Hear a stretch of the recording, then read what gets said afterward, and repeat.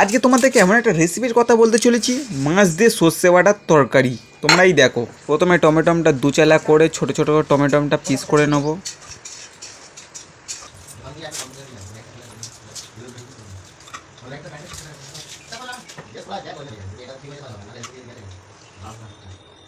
এবার পেঁয়াজটা কেটে নেবো ঠিক এরকমভাবে, দেখে নাও, তোমরাও কাটতে পারো।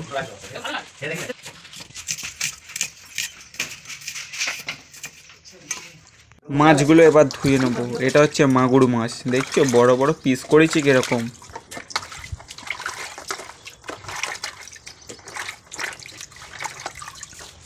তেলটা গরম হয়ে গেলে সর্ষের তেলটা দিয়ে দেবে। তেলটা গরম করে এবার আমরা মাছটা মাখিয়ে নেবো। মাছের মধ্যে প্রথমে নুন দিলাম, হলুদ দিলাম, এবার ভালো করে মাখিয়ে নেবো। দেখছো তেলটা এবার নেড়ে নেবো। এবার একটা করে মাছ ছাড়বো, পুরো কড়া করে ভাজবো, পুরো লাল লালভাবে।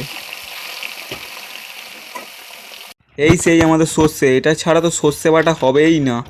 সর্ষেটা দিয়ে দেবো মিক্সির মধ্যে, একটা কাঁচা লঙ্কা দিয়ে দেবো, এরকমভাবে জল দিয়ে দেবো হালকা। এবার মিক্সিতে উঠে ঘুরিয়ে নেবো ভালো করে। ভালো করে মিক্সিতে ঘুরিয়ে নিলাম। এই আমাদের মাছের এখানে এসে গেছে, মাছটা উল্টিয়ে নেবো এবার। এই দেখছো এবারটা লাল লাল হয়ে গেছে। এবার ঢাকা দিয়ে এই হয়ে গেল। এবার উঠিয়ে নেবো ভালো করে। লাল হওয়ার পর একটা একটা করে সব উঠিয়ে নেবো। কড়ার মধ্যে এবার পেঁয়াজটা দিয়ে দেবো। পেঁয়াজটাও ভালো লাল লাল করে ভেজে নেবে। এবার 5 ফোড়ন দিয়ে দেবো একটুখানি মতো। এবার আবার নেড়ে নেবো। পেঁয়াজটা লাল হওয়ার পরে এবার টমেটোটা দিয়ে দেবো। এটাও ভালোভাবে নেড়ে নেবো। এবার আদা রসুনের পেস্টটা এবার দিয়ে দেবো, আবার নেড়ে নেবো। দেখছো কালারটা দেখছো।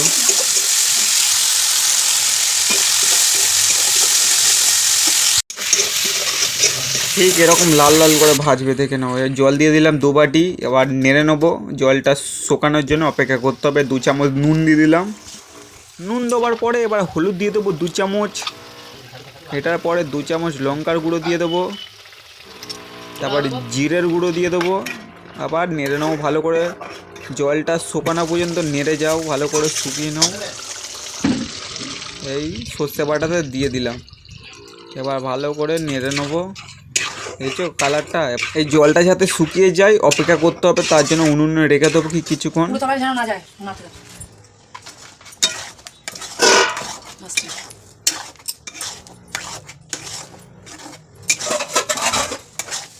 যতক্ষণ এরকম না হচ্ছে ততক্ষণ নেড়ে যাবে নাড়তেই থাকবে। তারপর নাড়ার পরে জল দিয়ে দেবে কিছুক্ষণ পরে।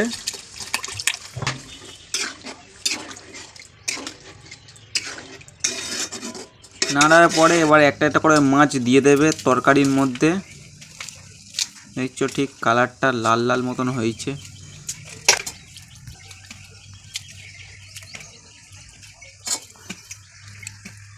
কিছুক্ষণ পরে লঙ্কা কাটাগুলো দিয়ে দেবো। এর ওপর থেকে নাড়বে না, ঠিক এরকমভাবে অল্প করে দিয়ে তারপরে ওপর থেকে সর্ষে তেল দিয়ে দেবে। এরকম খুন্তি করে নিয়ে অল্প করে চারিদিকে ছড়িয়ে দেবে। দেখে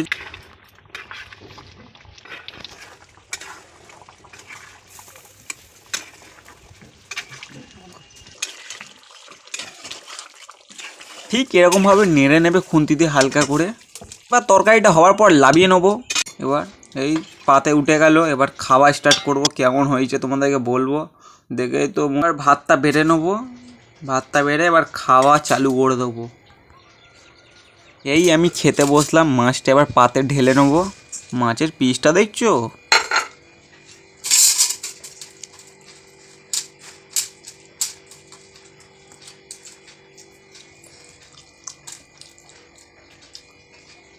একগাল মুখে দিয়ে মনে হচ্ছে কি না কি খাচ্ছি। ও তোমরাও এই রেসিপিটা ঘরে বানিয়ে দেখো কেমন লাগে তোমাদেরকে।